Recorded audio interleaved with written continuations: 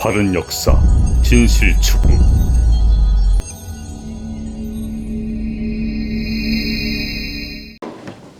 날씨도 쌀쌀한데 이렇게 오셔서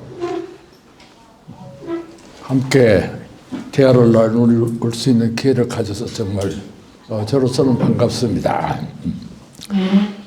특별히 이 말씀드리고 싶은 것은 이 독립유공자의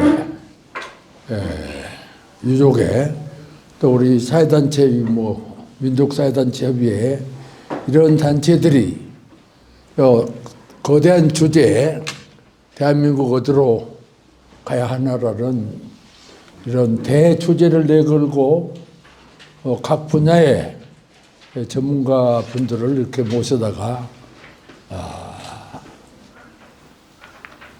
함께 토론하고 함께 이야기를 해서 정말 우리 이 대한민국이 올바른 방향으로 가서 우리 국민 모두가 원하는 훌륭한 이 민주주의 국가를 이루어갈 수 있도록 하는 일을 하고 있는 이 점에 대해서 우선 저는 감사의 말씀을 먼저 드립니다.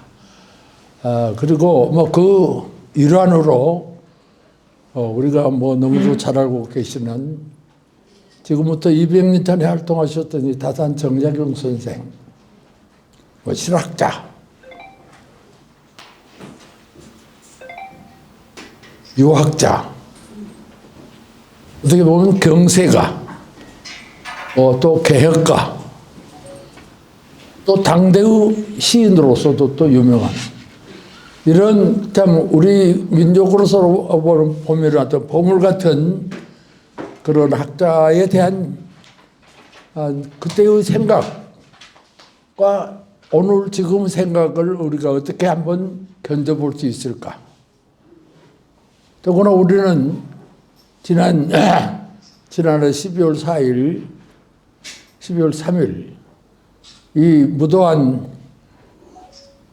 권력들이 이 내란을 일으켜서 아직도 그게 지금 마무리되지 않고 지금 어떻게 보면 지금 내란이 지금 계속 진행되고 있는 이런 국가를 보면 매우 어렵고 힘든 그런 위기 상황임이 분명합니다.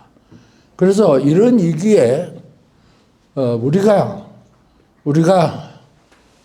지혜로서 얻어야 할 또 우리에게 그 지혜를 주신 분들로 이야기를 한번 해보면서 이 위기, 이 난관을 어떻게 극복할 것인가를 우리가 생각할 때 아마 제 입장에서는 지금 우리가 다산 정약용 선생의 지혜를 한번 알아볼 필요가 있지 않느냐라는 그런 뜻으로 제가 오늘 이런 말씀을 드리게 되었습니다.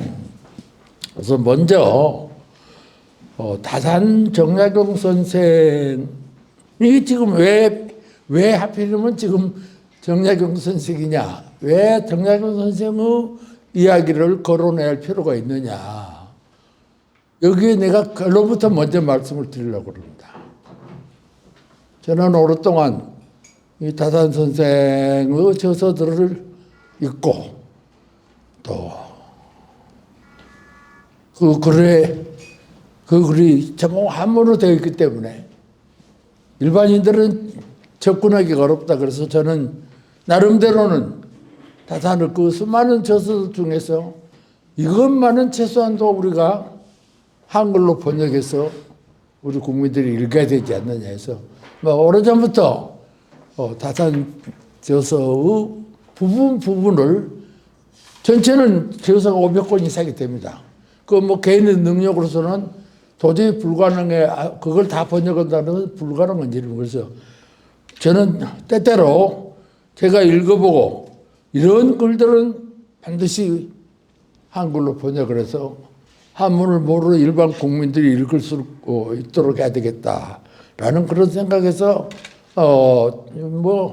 내 나름대로는 힘을 다 기울여서 몇 가지 책들을 번역해 낸 적도 있습니다. 그리고 또 그분의 사상이나 철학, 그분의 그 경세 논리를 논문을 써서 일반인 내리는 학자들이 참고할 수 있도록 또 그런 흔적도 있습니다. 그런데 그래서 그런 여러 가지 과정을 통해서 제가 이 다산 선생을 결론을 내리면 이분은 어떤 분이냐? 기본적으로 그분은 애국자입니다. 나는 다산 같은 애국자가 정말 더 많았다 그러면 이 나라가 과연 망해서 일본의 식민지가 될 수 있었겠느냐.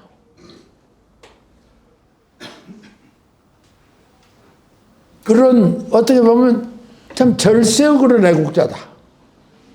다산을 쳐서 이야기를 그 500권이 넘는 그런 방대한 책을 읽어보면 어느 곳 하나 나라 걱정, 백성 걱정, 이 세상을 잘못 돌아간 것에 대한 그 한탄, 이런 거 안 들어가 있는 책이 없습니다. 모든 책, 심지어 우리가 싫어하는 것은 낭만적이고 매우 좀 자연적인 그런 어떤 정서가 유로돼야 시다라고 하는데, 다산은 시도 그런 어떤 요새 말하는 구름 올라가고 바람 부는 그런 이야기들, 이런 건 시도 아니다.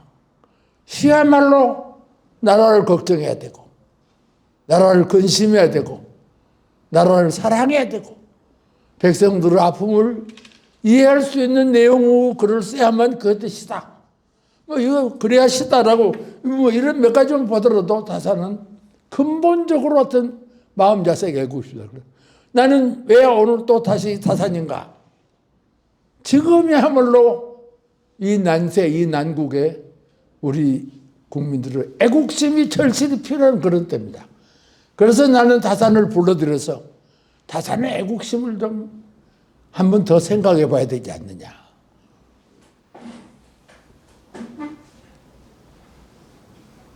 그런 대학자가 정치적 이유로, 당파적 그런 그 이유 때문에 권력에 짓눌려서 그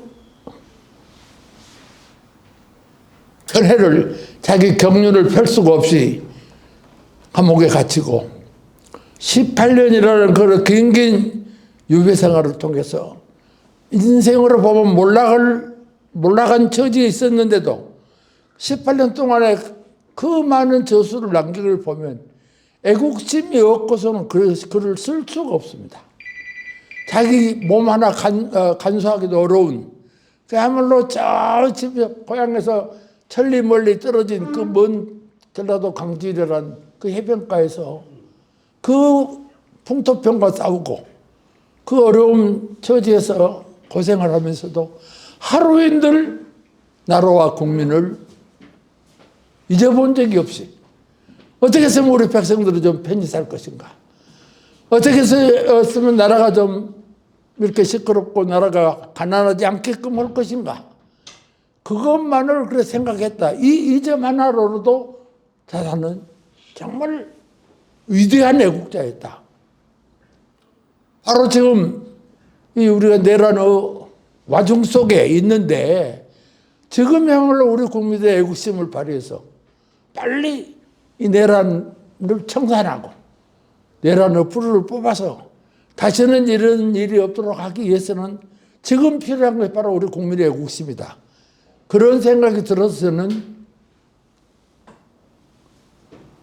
지금이야말로 우리는 다산의 애국심을 불러내야 되지 않느냐 해서 지금 또 다시 우리는 다산을 걸어올 수밖에 없다라는 결론부터 제가 먼저 말씀을 드립니다. 이 다산 선생이 애국자다.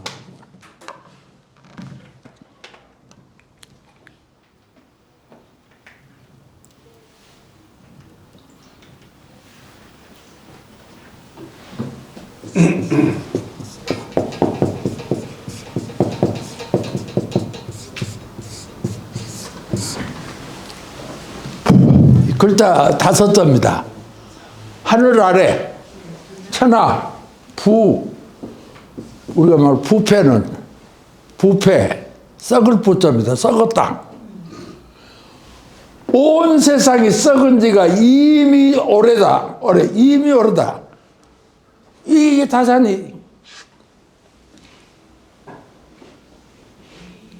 자기와 함께 자기보다 4살이 자신으로 보면 둘째 형님 정약전이라는 분이 전라도 끝머리 흑산도에서 기양을 살고 있고 자기는 강진에 기양 살고 있는데 두 형제가 다 당대학자입니다.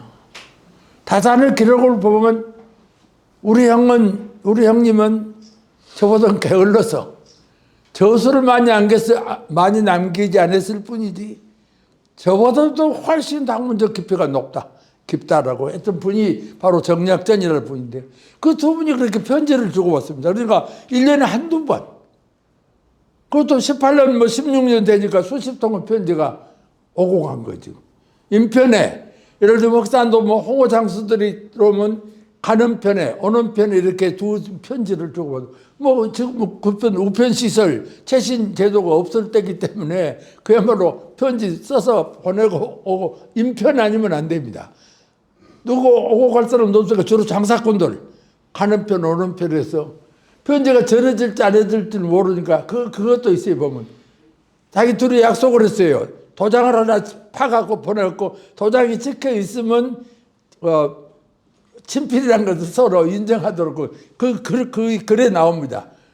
심표로 도장을 하나 파갖고 찍어서 보내면 왜 중간에 또 이거 사람으로 전해주니까 가짜 편지가 될 수 있으니까 도장을 찍어서 오면 진짜다라고 할 수 있고 그렇게 해서 둘이 편지를 주고받는데 그 편지 내용들을 보면 큰 나라 걱정입니다.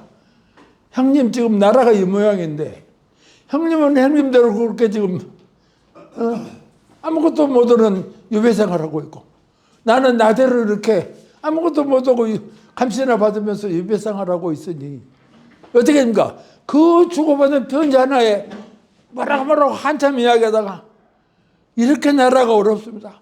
아니 이 세상은 썩은 지가 이미 오릅니다. 세상이 썩어버렸다. 나는 이걸 해석을 태초에 나는 그렇게 보면 다산은 태초에 부패가 있었느니라. 성경에 보면 태초에 말씀이 계시고 말씀이 육신으로 변한다 이런 이야기가 있잖아요. 그런데 다산은 아직 이 부패가 있는 한 절대로 나라는 발전할 수 없다.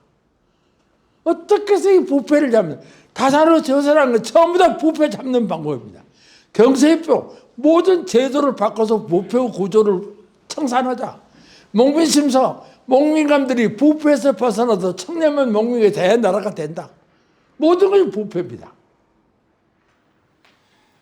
예. 꼭 같은 이야기지만 말이 또 농도가 더 짙습니다.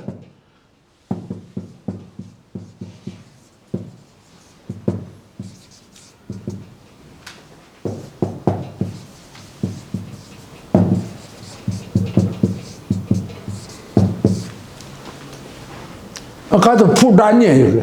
부란.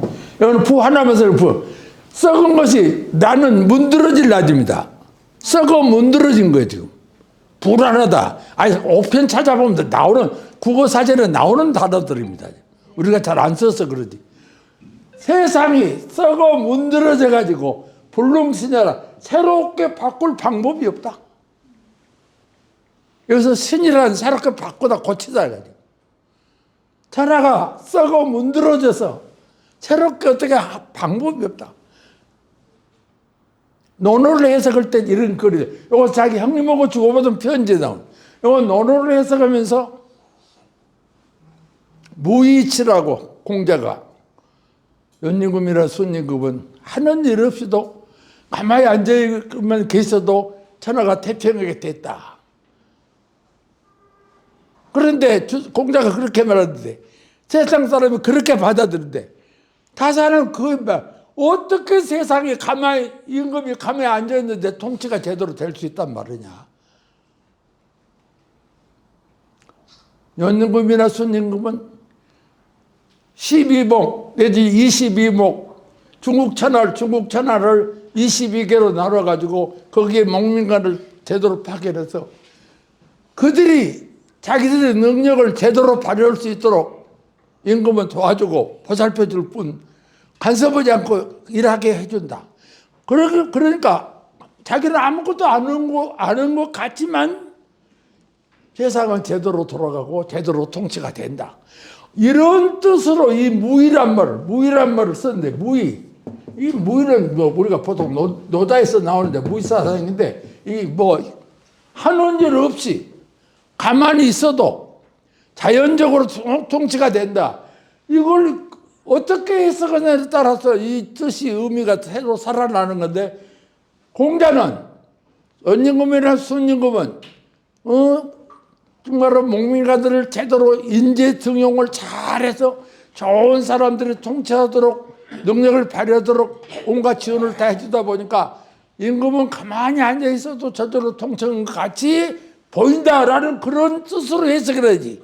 아무것도 하지 않고 있어도 세상은 다스린다. 이렇게 해석하다 보니까 임금들이 아무도 않고 없고 무의도식 오고 자빠졌다. 그러다 보니까 세상이 썩어 문드러져 가지고 어떻게 다시 새롭게 할 방법이 없다. 이런 이야기를 할 때 이런 용어를 씁니다. 이게 지금 말하면 어떻게 해서 부패를 청산하자. 부패가 있는 한, 그런데 우리 동서고금의 역사를 보면 결국 부패가 막아요. 로마 천년, 로마 제국이 다 부패로 막아요. 우리 신라 천년, 막판에 보면 전부 썩어 부패해서 막아요. 고려 500년, 그 모든 중들의 난으로 좀 그 부패로 막아요. 조선 후기 매직 안돼 나라 땅 팔아먹다가 결국 나라가 먹어. 부패로 막아요. 이걸 다산을 아시는 거예요. 부패만 막는다. 어떻게 해서 부패를 없애야 되냐. 그 모든 처방이 다산 저서 500권에 들어있습니다. 병세의병 제도를 개혁해야 된다. 복과 제도를 완전히 바꿔서 새롭게 통치를 해야 된다. 그리고 공직자들이 공심을 가지고 청렴을 마음으로 하면 된다. 이 부패를 막을 방법. 다산에 저서 500권을 큰 줄기를 보면 그런 내용입니다. 어떻게 제도를 바꾸냐? 자, 기술 개발하자. 이 부분은 뭐더냐? 정부 안에 기술 개발청을 하나 만들자. 기술 이용갑, 경서에 보면 이용갑이라고 만들어. 개혁을 하자를 바꾸자는 겁니다. 이용갑을 만들어 가지고 청나라에서 들어오는 새로운 기술, 서양에서 들어오는 새로운 기술을 개발하고 받아들이고 수입하고 기술을 국내에서 개발하는 이런 특별 기구로만. 나는 이 다산의 그 경서입회 이용감 제도를 신설하자. 요새 같으면 기술 개발청을 하나 새로 만들자. 이 생각 하나만 갖고도 요새 같으면 노벨상 수상감입니다. 지금 어떻게? 만약에 그 당시 정부가 다산의 그 이야기를 받아들여서 정말 기술 개발청을 만들어 가지고 요새 뭐 AID에 뭐 거금을 투자해서 정말로 AI 시대를 만들어 간다는 그런 논리로 그때도 그런 기술 개발을 했다고 하면 나라가 어떻게 됐겠냐. 그러니까 이 불안하고 부패한 이 나라를 막자. 그래서 다산은 결론이 이제 그럽니다.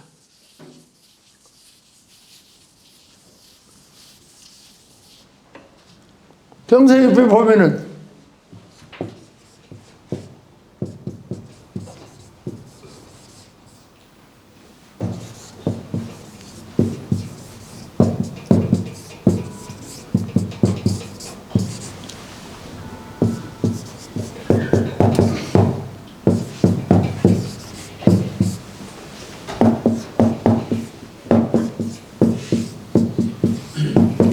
왜 경서에 서문에 나오는 이야기입니다. 모발, 일무일발, 털끝 하나인들, 우리 이 나라 국가를, 우리 인간의 신체로 비교하면 털끝 하나도 일무일발, 병들지 않은 것이 없다. 무비병이 병들지 않은 것이 없다. 영어에 부정은 뭡니까? 긍정. 그것도 강한 긍정. 부정은 긍정인데 그것도 강한 긍정. 병들지 않은 것이 없다. 병들었다. 그래. 이 지금 나라가 이 대조선이라는 나라가 털끝 하나인들 병들지 않은 것이 없다. 지금 당장 개혁하지 불개 개혁하지 않으면 반드시 나라는 망한다. 이게 다산이 지금 200년 전에 한 이야기입니다.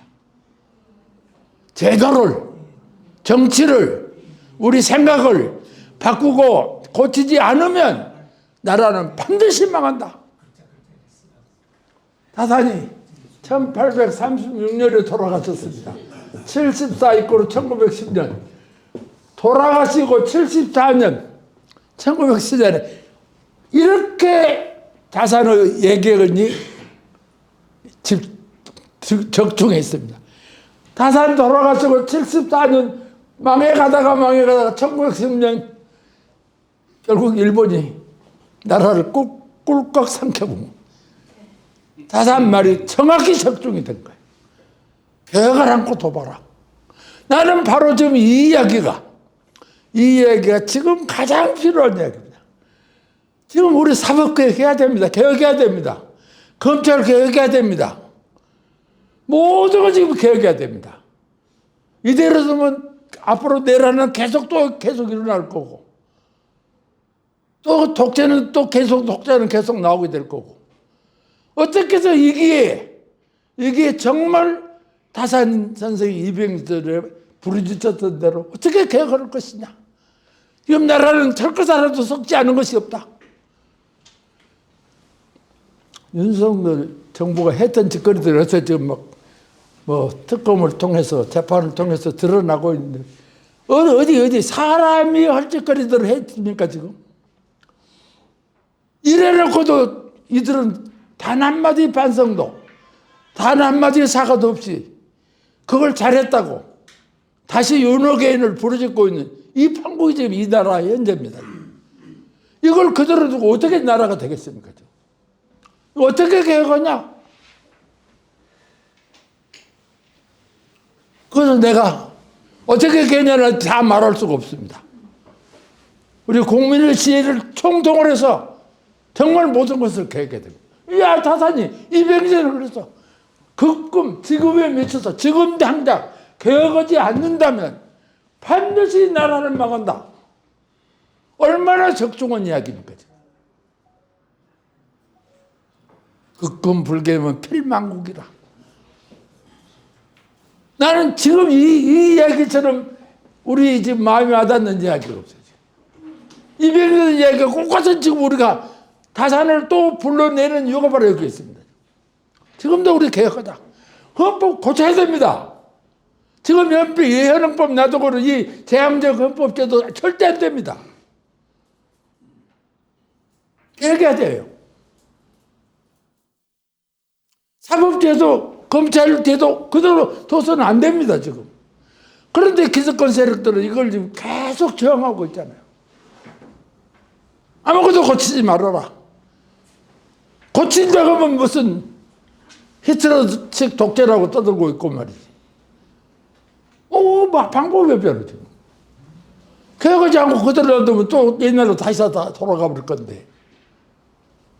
바로 여기가 지금 우리가 가야 할 길입니다. 털끝 하나 보패하고 썩지 않은 것이 없다. 이대로 두면 나라 망한다. 지금 당장 개혁하자. 개혁하지 않으면 망하니까 개혁하자. 이 이야기가 200년 전의 다산을 우리가 불러내지 않을 수 없다는 거지. 극금불개 필망국. 나는 자다가도 이런 소리 들으면 야, 이걸 우리가 실현해야 되는데 못 오고 있구나. 이걸 실현해도 우리가 못 오고 있단 말이지. 김태일 교수. 예. 그래요, 그래 안 해요? 열심히 지금 적고 있습니다. 개혁하지 않으면 안 된다. 그래서 다산을 개혁합니다. 다산은 모든 일, 마음부터 이제. 자, 이렇게 근데 이 계획의, 이 다산 선생의 이 계획이 이렇게 가벼운 이야기라고 아니라 얼마나 깊이 들어가는가 봐. 다산의 계획이 얼마나 깊이 들어가는가 봐. 우리가 이건 정말 다산을 연구한 모든 분들도 함부로 할 수 없는 다산은 깊은 내면의 계획 논리입니다. 뭐 제도만 바꾸자 이런 거 아니에요 지금. 다산은 인간의 생각 자체를 바꿔버리자. 여기가 진짜 다산입니다. 지금. 제도만 바꾸는 문제 아니야. 인간의 생각을 바꿔야 된다. 생각을 바꾸려면 인간의 생각을 바꾸게 해주는 거 뭡니까? 교과서입니다. 우리 국민의 생각을 바꾸게 해주는 교과서예요. 다산은 교과서를 바꾸자. 지금은 국어, 영어, 수학이 교과서인데 그 당시는 사서오경의 교과서입니다. 다산은 이 교과서를 다산 저서가 500권인데 236권 그 절반이 경서 바꾸는 겁니다. 사서오경을 전부 뜯어 고치는 겁니다. 다산이. 이 개혁의 깊이가 거가 있는 겁니다. 지금. 제도만 헌법 몇 개 고치자가 아니에요. 지금. 인간 사고 체계를 바꿔버리자. 바로 이게 뭐냐.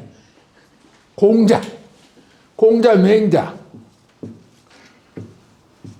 이게 이제 기본 유교입니다. 공자, 맹자 사상이. 이걸 우리는 수사지학이라고 그래.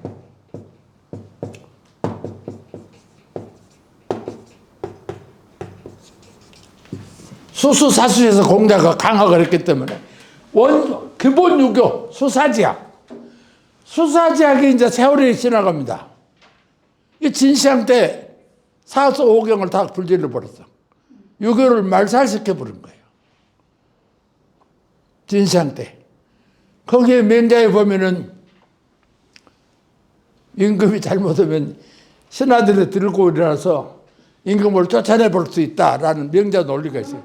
진시황이 그걸 보고 이따의 논리를 가르쳐갖고 어떻게 되겠냐. 내가 그럼 언제 쫓겨날지 모른다.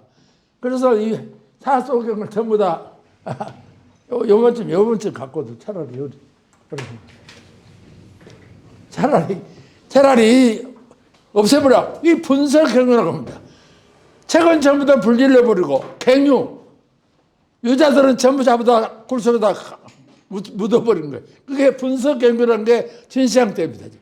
유교가 거의 말살될 상태인데 한나라가 나와가지고 다시 이제 공자 백장 속에서 무엇을 찾아내고 뭔 책을 찾아내고 해가지고 다시 유교를 만들고 그래서 한자가 되고 한문이 되는 겁니다. 한나라 때 와서 글자가 됐기 때문에 그때서 이제 한문이 되고 한자가 되는 거죠. 그전에는 수사지학, 공자, 맹자 학문인데 그게 진시황 때 없어졌다가 이제 한나라가 나라를 세워서 다시 유교로 돌아가니까 그 글자를 한자라고 그러고 그 글을 한문이라고 그러는 거예요. 그래서 이 한나라에서 와갖고 했는데 주로 이제 옛날 글을 찾아해가지고 그걸 뜻을 밝히는 이게 이제 이른바 훈구학입니다. 한나라 때 훈구학. 한나라 훈구학에다가 계속 쑥 내려다가 이제 당나라가 됐는데 당나라도 인도에서 내가 우리 저번에 불산을 갔는데 임시정부 유적지 탐방 차원에서 갔는데 불산이라는 고을이 있습니다. 마을이 도시입니다. 불산. 강동성에 불산시가 있는데 이 불자예요. 불교는 불자. 왜 그 동네를 불산이라고 했을까 했더니 뭔가 저 인도의 달마 대사가 최초로 중국에 온 동네가 바로 불산이라고 합니다. 그래서 불산이 됐다고 그러죠. 달마 선사가. 바로 달마 선사가 중국을 들어와가지고 중국 천지가 다시 유교는 한나라 때 다시 만들어놨는데 이게 다시 쇠퇴해가지고 불교국가가 돼. 당나라는 불교국가입니다. 우리나라도 해초부터 전부 다 당나라로 불교 배우고 와서 우리 대사가 되고 그렇지 않습니까? 신라따라 전부 다. 그래서 백제 때 그래서 이 불교가 이렇게 해가지고 당나라는 불교천하에 한문이 없는 거라 새가 불교세보다 더 약했다는 거지. 한문세가 있어. 그래서 이게 이제 이렇게 자꾸 성벽에도 성당이 있는 거 올라갔다 내려갔다 하면서 사상과 철학이라는 게 결국 당나라가 결국 한당 송나라 왔다. 송나라 와서 이 육군자, 송육군자라고 합니다. 여섯 학자들. 장제, 주돈이, 뭐 아주 다 성리학으로 보고를 하는 사람들이에요. 지금 정자, 정의, 정호, 형제. 마지막으로 주자. 이 주자라는 분이 그 선배 학자들, 주렴계, 장행거, 뭐 이런 학자들, 그 다음에 정의, 정호, 정자, 이분들의 학자 학문을 총 집에서 소위 말하는 집대성 한 사람이 바로 이 주자입니다. 바로 이게 이른바 주자학이 나와요. 주자학. 이 주자학이 나오거든요. 주자학이 나와가지고 이 사서오경을 성리체계로, 이학으로, 불교의 현현명한 논리를 사서오경 갖고 대항할 수가 없어. 사서오경은 논리를 성리학 책으로 이론적으로 바꿔줘야 불교가 대항할 수 있어. 이 주장이 그겁니다. 당나라의 불교세를 송나라에서 유교서로 바꿔준 것이 주자입니다. 유교 논리로, 성리학으로 바꿔줬단 말이에요. 그런데 이 유학이 그 당시로서는 엄청난 주자의 영향력이 있고 정말 세상을 새롭게 하는데 큰 역할을 했어. 세월이 가면서 시대가 바뀌는데 똑같은 논리가 계속하다 보니까 아까 말해도 또 불안하게 돼 있어. 썩어 문드러지게 된 겁니다. 이걸 우리 그것도 중국이 아니라 우리 조선에서 실학자들이 나오면서 이 주자의 유교 체계 갖고는 절대로 더 나라를 세상을 더 발전시킬 수 없다. 이유 세계를 이치 성리라는 이치 이유 세계 주자는 이학자니까 이유 세계를 어떻게 행위의 세계로 바꿔주냐? 행위의 세계로 바꿔준 것이 바로 실학자들입니다. 이 실학을 총 집대성 주자가 성리학을 집대성했듯이 우리 조선의 실학을 집대성해 보이 바로 다산정략의 선생님. 자, 그러면 어떻게 이분이 이 실학 유학 체계를 새로 집대성했느냐가 이제 오늘 이 이야기의 좀 중심입니다.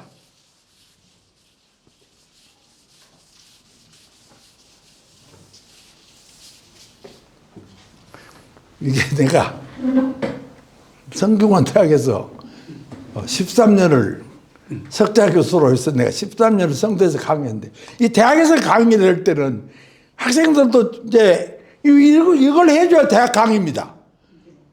이유 세계를 어떻게 행위 세계로 바꿨는가 이제 자세히 설명해 주려면 근데 이거 몇 시간 해야 되는데 지금 요거 몇십 분에 이것을 지금 이야기하다 보니까 나도 지금 난감합니다. 어떻게 여러분들에게 이걸 설명해 드려야 할지 지금 좀 난감하다고 지금 대학 강의 같으면 다음 시간 계속 연사로서 이야기해서 그 전체를 풀어주는데 이거 뭐 간단하게 어떻게 설명을 기렸고 이게 아까 제도 개혁이 아니라 사상의 개혁 정말로 철학의 개혁 이거거든요. 지금 이게 다산이 이루고는 대업적입니다. 이걸 잘 몰라 지금 다산 공부한 사람들도 이 깊이를 모르는 거지. 그저 뭐 몸심서 경수표만 가지고 실학자다라고만 하고 있지. 진짜는 이 사서경을 뜯어 고친 겁니다. 이 경학이에요, 경학. 이게 경학입니다. 경을 영어로 왜 보면 야 아주 좀 그런 거 쉽게 좀 설명을 해드려야 되겠는데 어려워 지금. 공자의 중심 사상은 인입니다. 인. 그럼 인이 뭐냐? 공자, 맹자. 맹자에 오면 이는 이냐라. 이는 인자는 이냐라라고 합니다. 인이라는 건 사람이 하는 일이다. 이거 인이 뭔가를 설명 안 해줘요. 이걸 설명해 주는 것이 경학입니다. 그러니까 공자나 맹자는 경을 말해놨지 경학을 한 사람은 아니란 말이에요. 누가 물었어. 인이 뭡니까? 내가 인이다. 내가 사람이다. 내가 하는 일이 이다.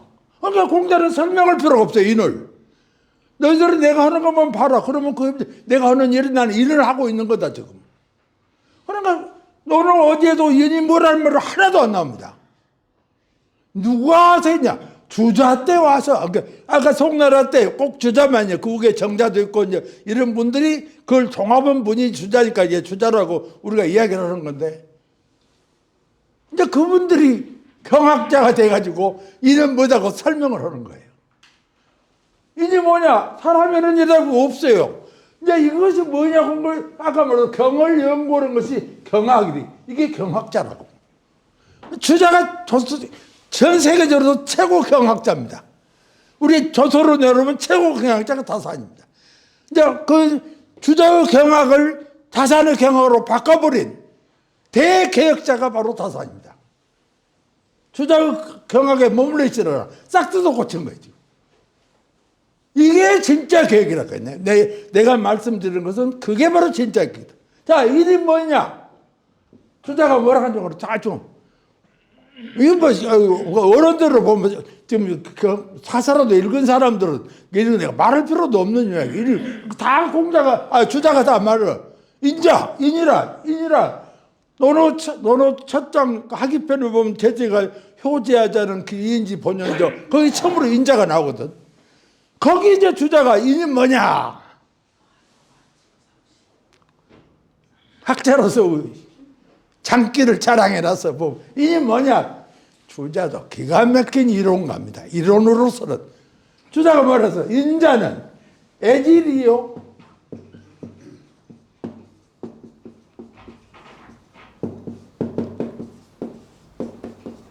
보세요. 글자 6자로 풀었어. 글자 한자를 6자로 푸는 거예요. 애의 이치, 사랑의 이치요. 마음의 덕이다. 기가 막히잖아요. 이게 참, 이 철학이란 게 손에 안 잡히잖아요. 눈에 보이지 않잖아요. 이론적으로 풀어놓은 것이 철학이고, 이론이거든, 이론. 그러니까, 인이라고 하는 것은 사랑의 이치요. 마음의 덕이다. 우리 태계 선생, 율곡 선생, 야, 주자가 아니고 어떻게 저렇게 말할 수 있냐. 참 주자야말로 공자에 가까운 분이다. 후공자다. 공자 다음에 나오는 공자다. 후공자다. 야, 그렇게 또 칭찬했던 태계나 율곡은 후주자다. 우리나라에서는 그 양반들 아무 변화가 없어. 태계가 율곡 선생도 사랑이 있지. 여기다 무슨 말을 더 보탤 수가 있냐. 인이라고 하는 것은 사랑의 이치고 마음의 덕이다. 건사하지 않아요. 스스로만 보면 사랑의 이치, 마음의 덕. 더 이상 우리가 첨가할 수가 없어. 그런데 태계 율곡 같은 이도 한마디도 안 넣고 그냥 이렇게 넘어간 것을 다산해서 이게 말이냐?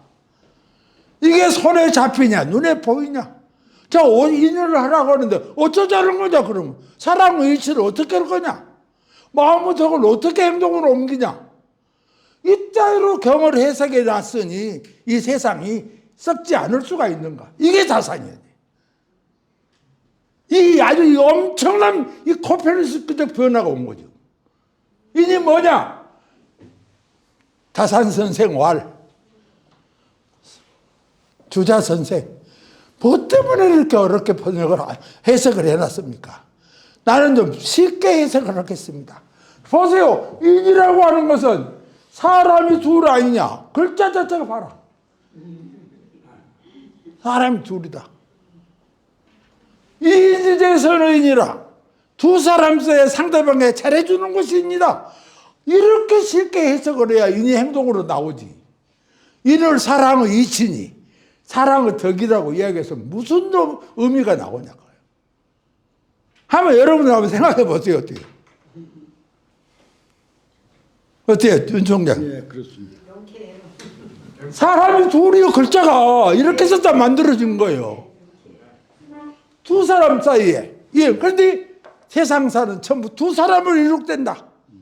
부자, 형제, 사제, 부모, 부부, 전부 두 사람, 사제, 전부 두 사람 세다. 스승이 제자에게 잘해주면 인이고, 제자가 스승께 잘해주면 그게 인이다. 아버지가 아들을 잘 대해주고, 아버지가 아들이 아버지에게 잘해주면 효다. 그게 바로 인이다. 이렇게 쉽게 해석해 행동이 나오는 거고 효도도 하고 국가를 위해서 이러고 충도 군신 부부 군신 아니에요. 군신한 게 잘한 거 충이다. 그게 인이다고요. 그래야 충성을 하고 효도가 되고 일이 되지. 마음은 잊히고 마음은 사랑을 잊히고 마음은 덕이다. 바로 이게 다 사는 신학입니다. 실천적으로 바꿔본 거예요. 지금 뭐 신학이 없다 떠들고 뭐 그런 헛소리도 하고 있는데 이게 신학이야. 이게 행동으로 옮길 수 있고 실천을 옮길 수 있도록 논리를 새로 바꿨다. 이게 바로 조선 후기의 신학이다는 거예요. 다산이 없으면 이렇게 다른 또 신학을 또 이런 이야기를 하도 안 해. 오직 이 다산만이 근본적인 개혁을 위해서 경을 바꿔버린 거예요. 경은 논리를 바꾼 거예요. 이게 인이다. 처음 이게 한두 가지로 해야 이야기를 하는데, 자 자 아주 제일 많이 문제가 되는 건 뭡니까? 인이 뭐냐? 또 아니 유교에서 그 인이 뭐냐? 덕은 뭐냐? 그럼 이 애매모호한 글자거든. 이 덕도 어떻게 덕을 한마디로 설명하기가 어려워 이게. 주자는 이론가기 때문에 기가 막히게 이론으로 또 해석해놨어요. 대학 첫머리에 대학 지도는 제 명명대하며 제 신면하며 제 지어지세다 그 명덕 덕이 나오거든. 그러면 주자가 거기서 어떻게 했냐? 주자는 기가 막혀. 앞으로 제가 강의할 기회가 있으면 이걸 그냥 큰 놈한테 갖다 놔야지. 이렇게 하고 딱 따고 지금 시간 다 가버려. 덕을 한번 보자. 덕이 뭔가. 인도 뭐 다 설명을 많이 해야 되지만 아주 무슨 쉽게 그렇게 모든 인간을 이런 두 사람 사이에서 이루어진다. 그 두 사람 사이에서 인지제 선의인이다. 두 사람 사이에서 상대방에 잘해주면 그게 인이다. 덕은 뭐냐? 주자가 뭐라 줄까요? 이거 보세요.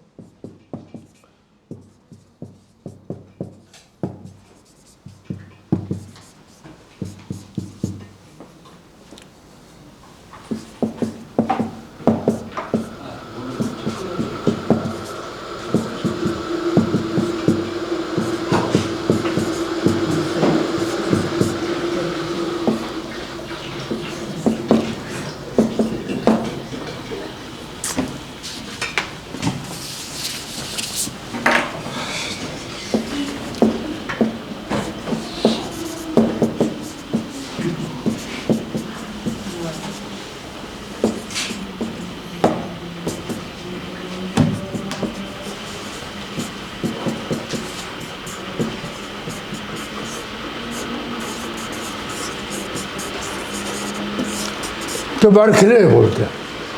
덕자는 주자요. 명덕자는 인지, 소도, 고천이, 활용, 불매, 이구, 중리, 응만사자야라. 글자 한자를 지금 수십 자로 해석을 해놨어, 지금 주자가. 딱 알아도 기가 막혀. 사람이 하늘에서 얻은 바요. 하늘이 준 것이요, 지금 덕이라는 것은. 하늘에서 얻은 바 해가지고 이게 활용하다. 이 용어 자체가 신비적입니다. 벌써 지금 이건 다 불교 영향에서 오는 활용이라는 것도 이 불교, 당나라 때 불교 영향이 송나라도 있어, 지금. 다사는 그걸 요구거든. 송나라 학자들이 말이 유학자라고 하지, 실제로는 많은 논리를 당나라 때 걸 못 버리고 불교적 논리를 갖고 왔다 거예요. 그걸 없애야 진짜 유교가 된다. 다산 이야기는 거예요. 그냥 활용하다. 허하고 영특하다. 활용이 불매, 어둡지를 않아. 확 터져서 알아가지고 어둡지를 않아. 이 덕이라는 게. 그래가지고 이구중리. 온가지, 이게 또 리가 나오는 거예요. 온가지 이치를 갖추고 있어가지고 모든 일에 응하는 것. 덕까지 보면 만사행통이다, 그요. 만사행통이 덕이다. 이렇게 덕을 해석하니 이놈의 세상이 돌아가겠냐, 그거예요. 다산 말씀. 그럼 어떻게 써거냐?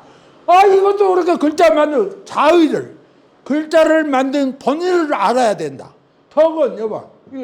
이 단일 행자의 요걸만 가져왔어. 행동이야 지금. 이건 거들찍다예요. 거들찍다의 마음심. 행오지지. 행오지. 나의 직심. 나의 고든 마음을 행동으로 옮기는 것이 덕이다. 글자가 그렇게 됐다는 거예요. 행오지 직심. 나의 고든 마음을 행동으로 옮겨주면 이게 덕이다. 그래야 행위가 나오지 않냐. 뭔 일을 행동으로 옮겨야 일이 되지. 마음속의 이치가 무슨 역할을 한단 말이냐. 그러다 보니까 세상은 이렇게 썩어버리고, 세상이 썩다 보니까 나라는 망하고, 백성은 살기 힘들고, 이게 다산의 뜻입니다. 오늘에 딱 맞는 이야기들이에요 지금. 입으로만 떠들면 행동으로 옮겨라. 행동으로 옮기지 않으면 아무것도 안 된다. 그래서 실학이에요. 그래서 실사고시고 실제 행동으로 옮겨라. 봐, 그런가? 이 덕이라고 하는 것은, 그래서 다산의 결론이 효고, 효도하는 거고, 효자, 재는 형제간의 우연의 효제자, 아랫사람을 어여빼기고, 부모가 자식을 이쁘는 거 자모, 이잖아요, 어머니. 그래. 효제자가 바로 덕이다. 대학은 제 명명덕하며 제신면하며 제 지어시선하며 그 명덕이 뭐냐? 다산은 효자자가 명덕이다. 주자는 하늘에서 얻은 바 해가지고 허령불미해가지고 온갖 이치를 갖추고 있어서 모든 일에 응해할 수 있는 것이 덕이다. 이렇게 애매모호하게 경을 해야 되겠다 보니까 행동은 없고 미련만 살아왔고 서로 탕파 싸움으로 싸우고 그 글자 하나 갖고 싸우고 난리를 했잖아요. 그 조선 후기 오면 인심 도심 동물하고 사람하고 마음이 같냐 다르냐 갖고도 싸우고 말이지. 그러니까 이론적인 논쟁만 하다 끝나는 것이 결국 주작이다. 그 틀에서 벗어나는 개혁, 그게 바로 되어야 이제 진짜 제도도 바꿔지고 또 목민간들의 청렴결백한 또 공정한 그런 행위도 나올 수가 있는 거다. 이게 그런가? 어떻게 보면 그래서 이거는 이제 그걸 압축해서 이제 제가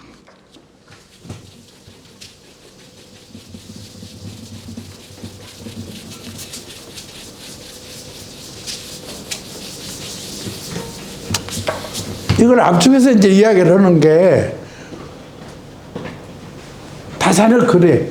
나는 다산 저서 500권 중에 500권이 넘는 중. 실제로는 지금 간행도 안 돼 있고 요새도 어서 새로 나오는 것도 있고 그러니까 말만 500권 실제로 450권은 넘는다고 보는데 이 다산이 아주 짤막은 글 하나가 있어요.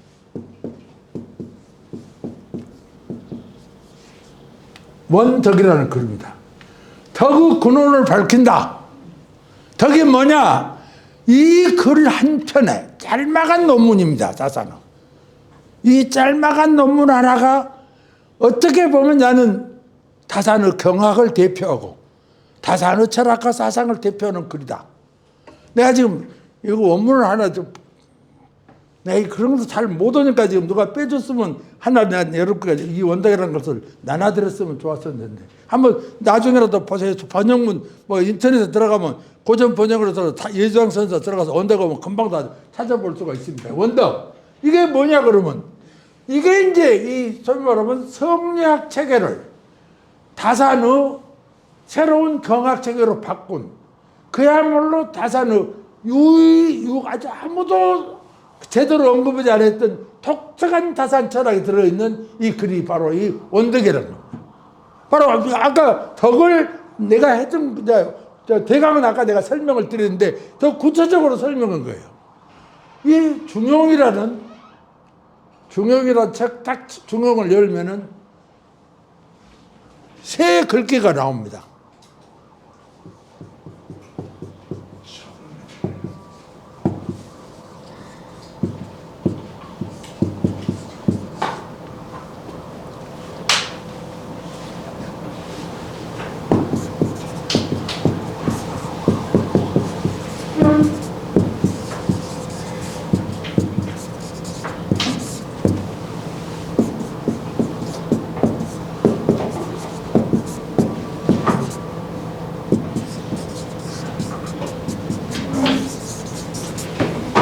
그러니까 이제 중용이 이 성약 예지론 유교에서 사상적으로는 아주 제일 깊은 책 하나인데 그 첫 장 열면 천명지성이요 설성지도 수도주견이라 이 세 구절을 천명 하늘이 명한 것을 성이라 이르고 이건 성이라는 것은 하늘에서 타고난다는 거예요. 하늘에서 명령해 줬어. 하늘에 명해 준 것이 성이요. 이 성대로 이 솔자도 컨트롤한다, 뭐 인솔한다 이런 뜻인데 주자는 이걸 그렇게 하면서 다자는 그냥 따르다. 성품대로 따라가는 거. 하늘이 준 그 아름다운 본성대로 따라가는 것을 따라갈 수 있게끔 노력하면 그게 도다. 설성지도요. 이 도를 닦는 것이 바로 교육이다. 이게 성도교 이걸 가장 압축적으로 표현해서 이 논리를 정교책이 중용이라는 책입니다. 사서에 들어가는 중용책에 보면 천명지성이요 설성지도에 쓰여진 이 세 개의 논리를 원덕이라는 논리에서 행위 개념을 찾아내는 것이 바로 이 원덕입니다. 자, 이 논리 요걸 기억하고 있어야 다음 해석이 가능한 거예요. 보면 한번 보세요. 한번 천명지성이요 설성지도에 쓰여지고 머리 좋은 사람들은 한번 들으면 다 외워버리는 거죠. 천명지성이요 설성지도에 수도지교등 도대표 천명지성이요 설성지도요 수도지교라 바로 외워버리잖아요. 이거 뭐 좀 말할 필요도 한번 내. 나도 어려서 배워서 그대로 좀 평생을 외우고 있는 거예요 지금. 자, 조교 하나 있으면 좋기는 좋겠다. 잘했어, 됐어. 자, 이 논리에서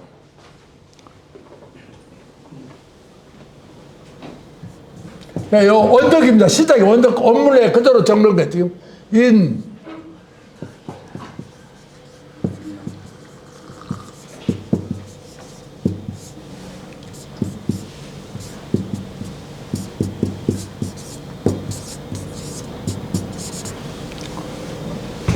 명과 영어로 왜인데요.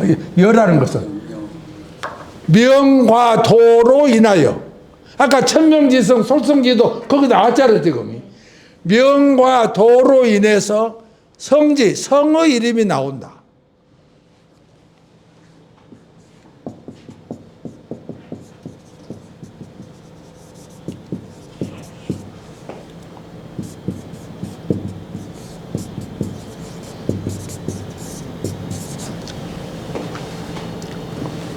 또 보세요 한번. 성과 행 여기가 지금 이제 이게 기가 막힌 거예요. 여기 하나가 이 앞에가 하나 더 들어. 내가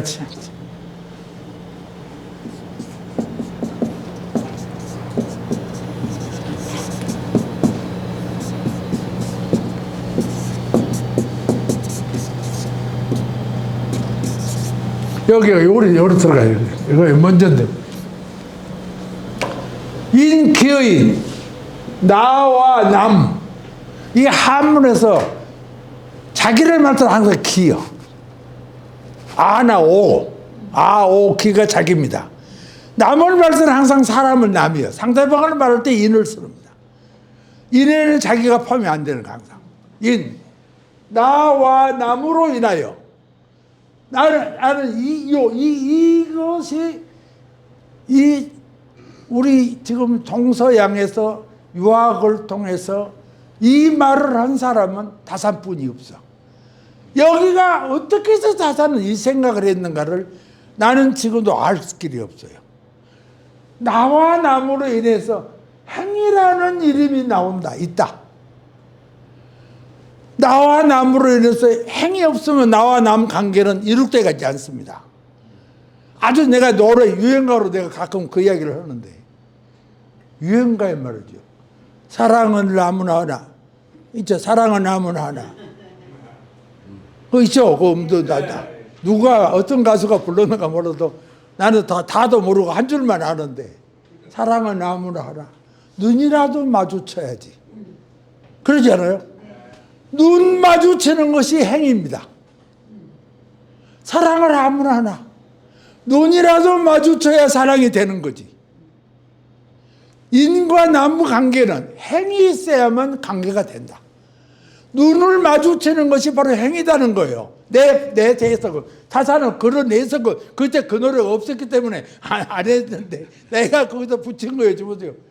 나와 나무로 인해서 행의 이름이 나온다.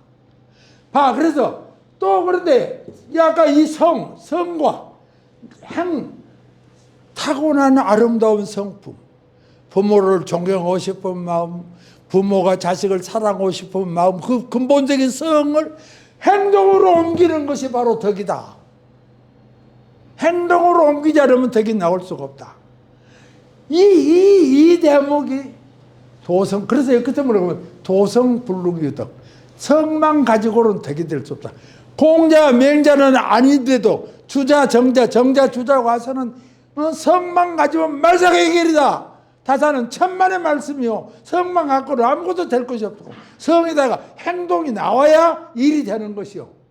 이게 실학이고 이게 다산 철학입니다. 행동으로 옮겨야 된다. 행동으로 옮기지 않고는 이러니 우리가 다산을 불러내지 않을 수가 없잖아요. 바로 지금 이 시대가 모든 국민에게 모든 인류에게 행동을 요구하는 시대입니다. 행동으로 옮겨야만 변화가 오고 변화가 와야만 바뀌고 바뀌어야만 우리 인류 삶은 나아집니다. 바로 이 논리죠. 명과 도로 이래서 성이 나온다. 그건 성은 천명, 하늘을 명한 것이다.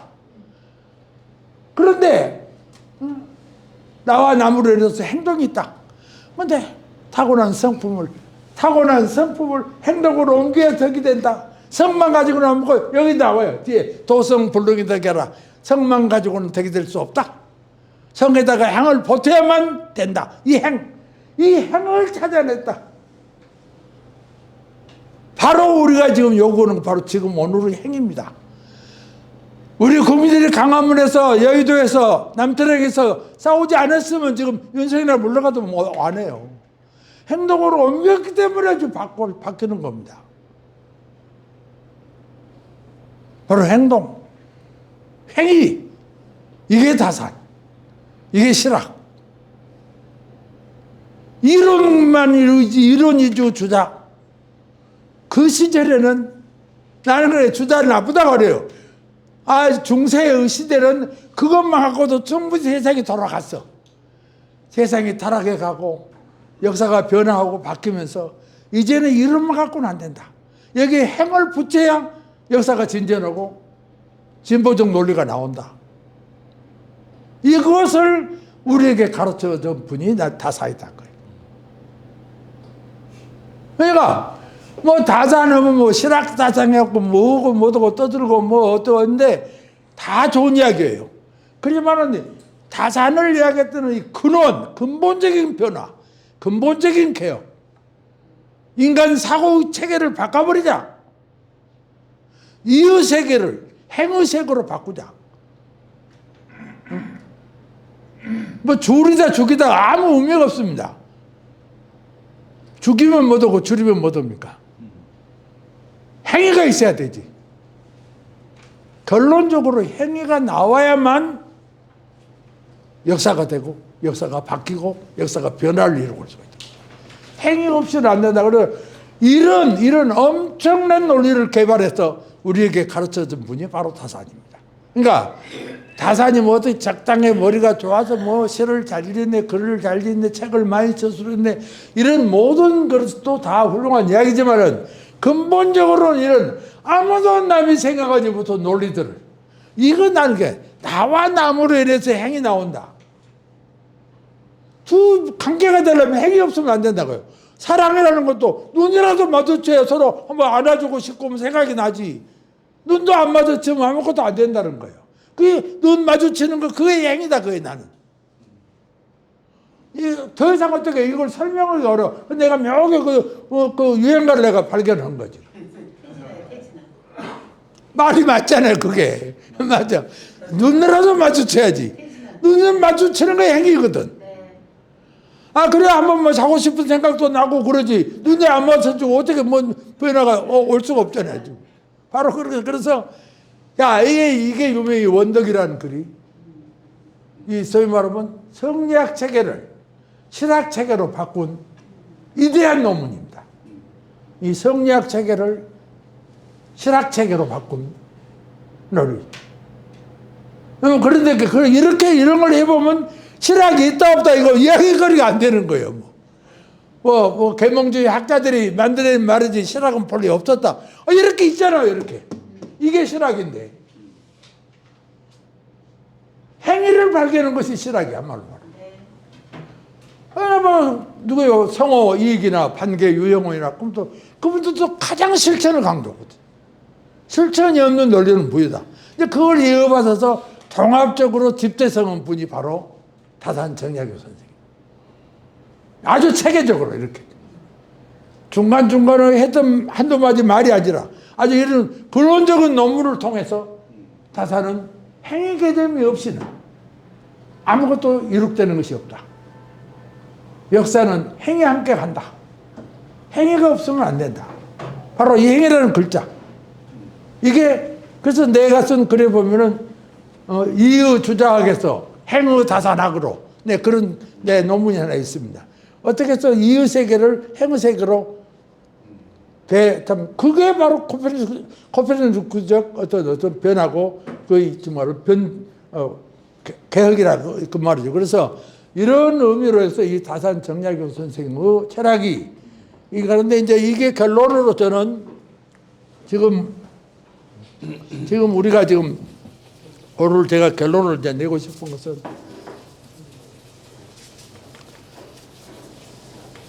자 그러면 다산은 그렇게 행을 주장한다. 효도. 이 세상에 효도하고 싶지 않은 사람은 아무리 악질적으로 태어난 놈도 부모에게 지가 안 해서 그러지 효도하고 싶은 생각이 있다고. 그것도 없다면 그건 인간도 아니야. 여러분 잘 알잖아요. 까마귀도 반포지교가 있다고 그러거든. 제가 어려서 어머니께 어미에게서 음식을 얻어먹었으니까 나중에 반대로 다시 부모를 배불리게 해주는 가서 갚았단 말이에요. 이거 동물도 있어. 그런데 항상 사람이 부모에게 효도하고 싶은 생각이 없다. 문제는 효도하려는 생각만 있으면 효도다라는 것이 주자 생각인데 다산은 효도 생각이 천번 만번 있으면 뭐더냐. 한 가지라도 행동을 옮겨야 내가 그래서 좀 더 일반 시민들하고 교양 강좌에서 강의할 때 그럽니다. 어머니 사랑하고 싶고 어머니에게 효도하고 싶지요. 나 효도하고 싶어. 그럼 했습니까? 살다 보니까 그렇게 못했어요. 오늘이라도 하십시오. 어머니가 좋아하는 구운 고구마나 500원짜리 하나 사갖고서 갖다 어머니 입에 이어드리는 거 그게 효다. 행동으로 옮겨야 된다. 내가 앞으로 직장에 가갖고 뭐 학생들 그래라고 월급 따고 어머니 뭐 내복도 사다 드리고 어머니 뭐 유럽 여행도 보내고 그 말로는 아무 의미가 없다. 구운 밤이라도 하라. 구운 고구마라도 사다 어머니 입에 넣어드리는 거 행동으로 옮기는 거 그게 효다. 모든 건 마찬가지입니다. 모든 것이 행동으로 옮겨야 효지. 모든 것이 행동으로 옮겨야 일이 되지. 그러는 꼴은 아무것도 되는 거 없습니다. 이 논리가 바로 다산을 우리가 새롭게 불러대는 이유 중 하나입니다. 다산이야말로 행위 없이는 아무것도 안 된다.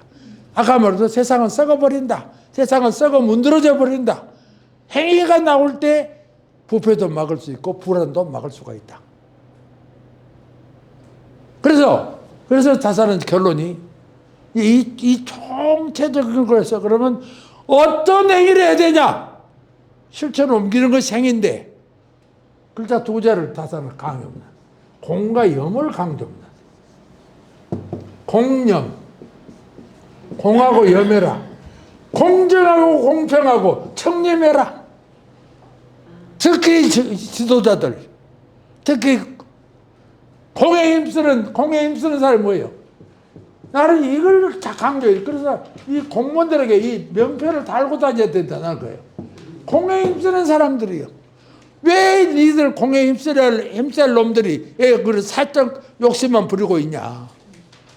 공에 힘쓰는 겁니다. 공무원들. 근데 공직자라는데 그거 잘못 쓰는 거예요 지금. 공무원이라고 그랬대 나는. 공에 힘쓰는 사람. 바로 이 공입니다. 공. 모든 것이 공정하고 모든 공평하고 뭐 일이 없어져 버립니다. 모든 사단은 불공정에서 나옵니다. 다산이 자기 생애 목표를 공념 두 글자에 걸었거든. 자기가 문과에 급제하고 집에 돌아와서 자 나는 이제 내일부터 이 나라 고관 대작이 된다. 국가를 위해서 국민을 위해서 민족을 위해서 일하려는 이제 계제를 가졌다. 이제 뭐 어떻게 할 것인가?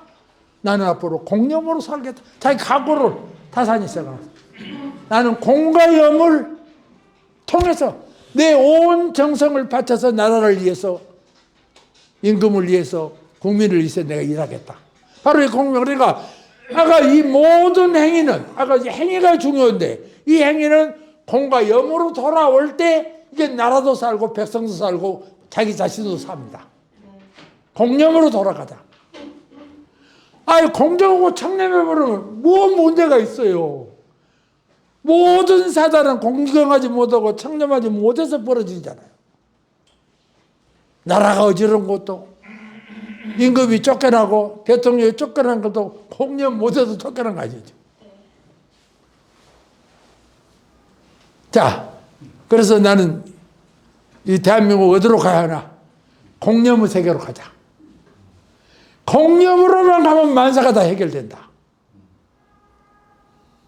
이것을 우리는 200년 전 다산 선생께서 해쳤던 내용을 우리가 추려서 오늘 다시 살려내면 이 나라 가는 방향은 올바르게 간다고 볼 수가 있다. 여러분 생각 어떠십니까? 그렇습니다. 더 길고 뭐 목민심서 구절구절 내 책도 이 목민심서 이거 하나만 읽어도 내가 목민서 48권 엄청납니다. 그놈을 줄이고 해서 내가 이 한 권으로 그것도 200년 전의 목민심서가 아니라 오늘 아까 다산이 경학을 다시 해석해서 목민서를 내가 다시 해석해서 오늘에 읽는 목민서를 만들어놨어. 안 읽어. 아무도 안 읽어. 아까 그래도 다산이 자기 형하고 주고받은 편지 그 어렵고 애롭고 쓸쓸하고 올 때 패족이 돼서 아무런 희망을 갖춘 두 아들들 제자들에게 인생은 어떻게 살아간다고 유배에서 보는 편지 이런 걸 이렇게 만들어서 다산으로 돌아가고 다산 정신을 회복하도록 해도 읽도 않고 보도 안 해. 어떻게 해야 되겠어요? 행이 없어요. 읽도 않고 보도 안 하는데 어떻게 해야 돼요? 앞으로 보도록 하겠습니다. 그래서 제 결론은 결국 모든 행위의 중심에 공념이라는 두 글자를 놓고 실천에 옮기면 이 나라의 가는 방향은 제대로 갈 수 있다. 이 대주제에 부응하기 위해서 내가 다산을 끌어다가 말씀을 드립니다.